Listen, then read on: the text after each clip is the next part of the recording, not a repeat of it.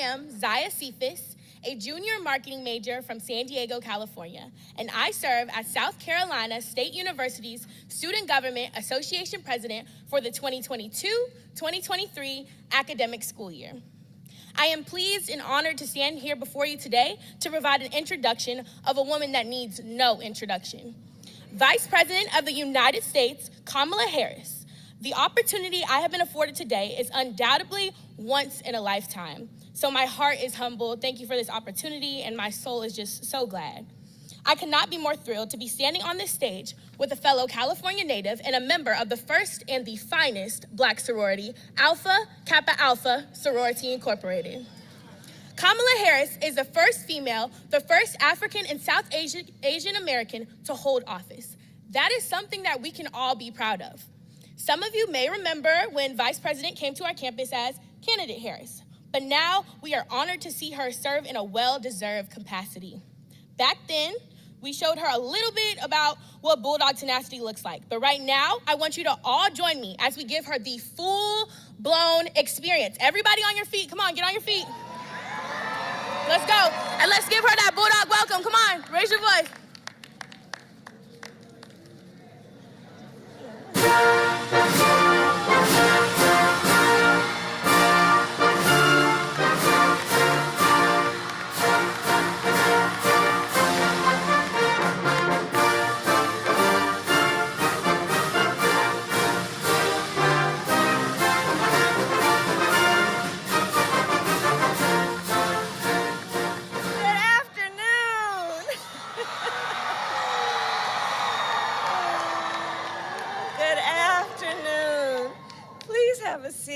Please have a seat.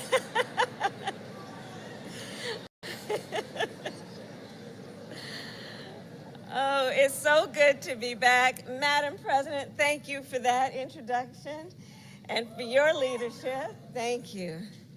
Well, good afternoon, Bulldogs. How's everybody doing?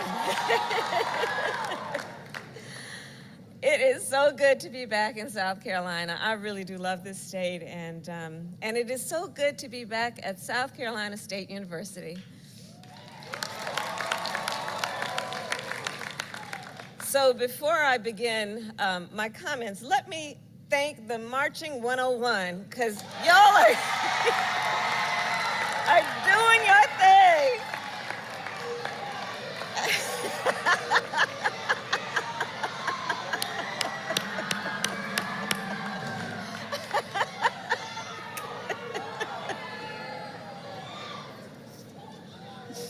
They do not disappoint. So today, of course, we are also joined by Secretary Cardona, who is one of the champions of our nation's students. Secretary Cardona, I thank you for your leadership and your work. And to Mayor Butler for welcoming us back to Orangeburg, I thank you. To President Conyers, always, for your leadership and for welcoming us to campus. Students, it is an honor to join you at Convocation. And to all of the freshmen, can I see, where are the freshmen?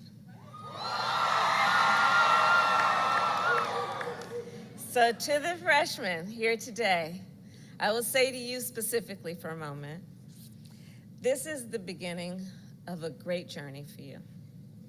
It's a great journey. For the next 4 years, you are going to have an experience that will shape the rest of your life.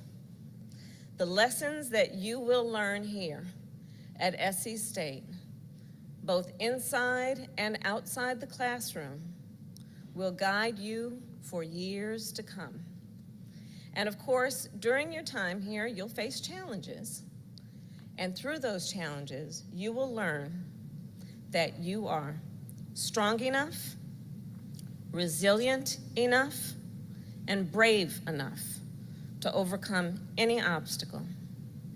And you know, joining you this afternoon, it takes me back to when I was 17 and flew from California to Washington, D.C. to start my first year at Howard University. And I will always remember walking into freshman orientation to a room very much like this one, and very much like this one. The seats were packed with students and faculty and alumni who, just like for you, all look like us. And it was exhilarating. I don't think at the time I understood how special that moment was, where you were surrounded and you are surrounded by people from different places and different backgrounds who are joined together in community, where you are surrounded by people who, I promise you, some will ask you to be in their wedding, others will ask you to be godparent to their child. Some of them will ask you, please do come to my inauguration. You are, students, united by the pursuit of excellence.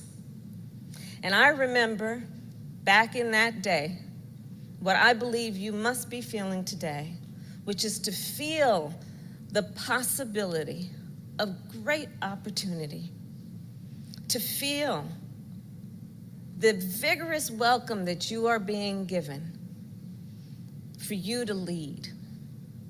So to all the students here today, I say, there is no limit to your capacity for greatness. There is no obstacle that you cannot overcome. And believe me, there is no barrier that you cannot break. And so, as Vice President of the United States, I urge you to seize on that. Because in this moment, our nation needs your leadership. Today, we live in unsettled times.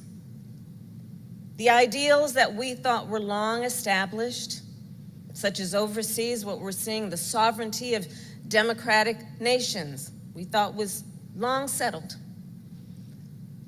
Domestically, we thought long settled would be the freedom of voters to decide elections. Long settled, we thought, would be the freedom of women to make decisions about their own future.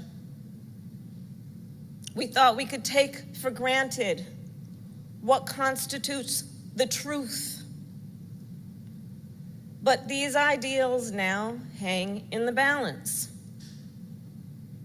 And in moments of great crisis, our nation has almost every time turned to our young leaders to help guide us forward. Just remember, John Lewis was only 23 when he spoke during the March on Washington. 23. Diane Nash was just 21 years old when she led the Nashville sit-ins to protest racial segregation. And the great Jim Clyburn was in his early 20s when he was jailed for protesting for civil rights. In fact, it was in that jail where he met his beloved wife, the late Dr. Emily England Clyburn. And as you guys know, I think, they were both proud graduates of this very institution.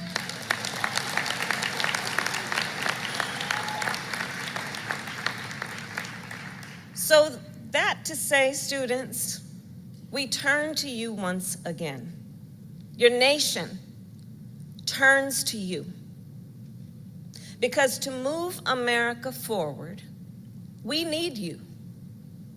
We need your passion, your purpose, and your excellence. We need your leadership for so many reasons and on so many issues. We need your leadership to help grow our economy. We need your leadership to protect our planet, to drive innovation, and to fight for equity and justice. We need your leadership to build on an economy that works for everyone. Far too many people on that point, and far too many communities in our country are being left behind. So we have invested $12 billion in community banks, which specialize in lending to minority and rural communities. But we need you to then access that capital to build a business, to be invested in your community, to allow you to buy a home and be part of the leadership of neighborhoods and society. We need your leadership on the climate crisis. Just think, in your lifetime, your generation has experienced the 10 hottest summers on record. You all have. You have seen communities decimated by wildfires, flooded by hurricanes, and choked by drought. And you know then, we must treat the climate crisis like the crisis it is. And we're doing our part in terms of our administration to make the largest investment in history in fighting that crisis, but to implement that vision, we need you. We need chemical engineers to help us design more efficient solar panels.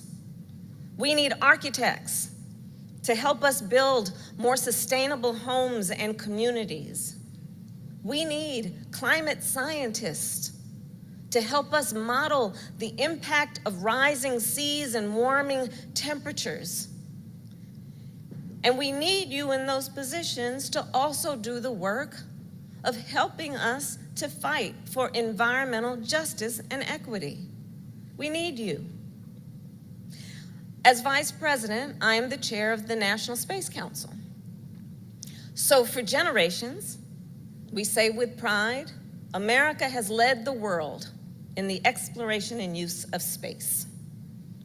Well, to continue America's leadership, our nation needs more engineers, scientists, mathematicians, and programmers.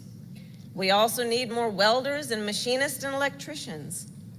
So we are investing as an administration in increasing apprenticeship programs so that students like you, and I want you to, if you have the interest or the passion, take advantage of those opportunities so you can continue to lead our nation on issues like space exploration. Students, to help us build a better future for America, we must also make sure you have the resources you need to achieve academic success without the distraction of worrying about making ends meet.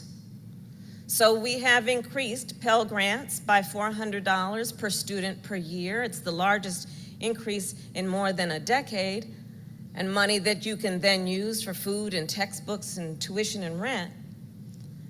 But we've got to do more. As a proud HBCU graduate, I am fully aware that 75% of HBCU students rely on Pell Grants.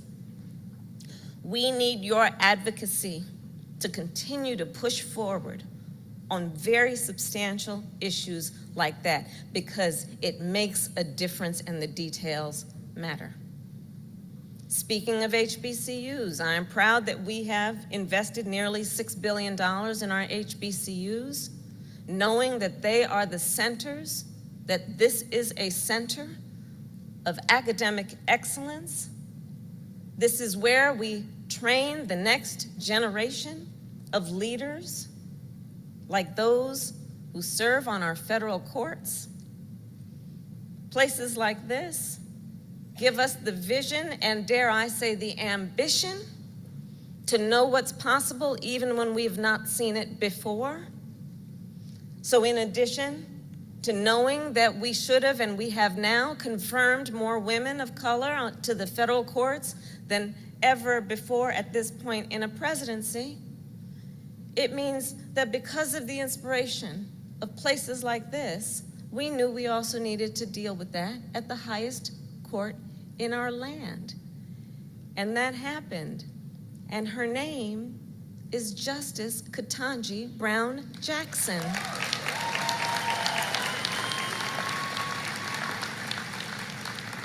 The president and I also know that you cannot help us build a better future if you are buried under a mountain of student debt after you leave here. And that is why we have announced that we will cancel $10,000 of federal student loan debt.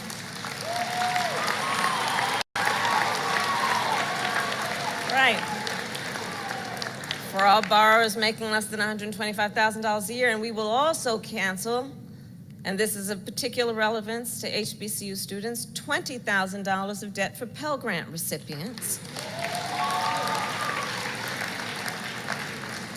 And it's important for you to know that this loan forgiveness does not just apply to graduates. It also may apply to many of you sitting here right now.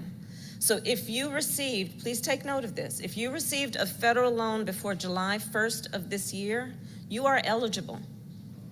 If you have a friend or a sibling or a cousin who acquired that student loan debt to the point that they may have had to leave before graduation, you needn't have graduated to apply for the debt relief. So please help me get the word out so folks can take advantage of that. And all of this to say that since we took office, we have made real progress. And Madam President mentioned the path leading to us taking office came right through this beautiful university. So let me be clear then. We have seen great accomplishments, but we still have a lot more work to do. We still need to make, for example, community college free for all people. We know that access to quality education should not be determined by whether or not you can afford it. We still need to make sure all people can access the health care that they need, especially mental health care.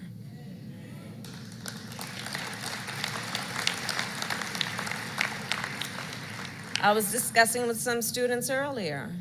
Access to mental health care should be a right and not just a privilege of those who can afford it, and let's be clear about it. That's health care. For too long, we have failed to understand. When we talk about health care, people act as though the body just starts from the neck down. What about the neck up? That's health care. So let's address it. When we look at the work that we still need to do, we need to pass a law to protect a woman's right to make decisions about her own body.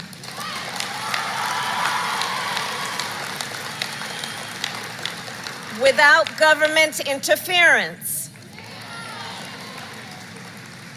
We need to pass the Freedom to Vote Act and the John Lewis Voting Rights Advancement Act to protect voting rights in every state, especially in those states that have passed laws that intentionally make it more difficult for people to vote. Laws that, not far from here, ban drop boxes and restrict early voting. Laws that states are passing making it illegal to give folks who stand in line to vote food and water. Undemocratic laws, un-American laws.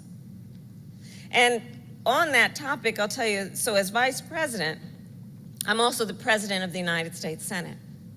And in that role, I broke this is for the historians here, I broke John Adams' record of casting the most tie-breaking votes in a single term. So for context, this kid who was born in Oakland, California and graduated from an HBCU just broke the record of John Adams. I think we should all fully appreciate how history can take a turn. And I'll tell you in that capacity, then, I cannot wait to cast the deciding vote to protect voting rights and women's health. Yes. So there is more work to be done. And the work includes something that affects the students here and young people across our country. We still have to address the epidemic of gun violence in our nation. Because all communities have a right and should be able to live free from the fear and the terror of gun violence. And to accomplish those goals, we need you.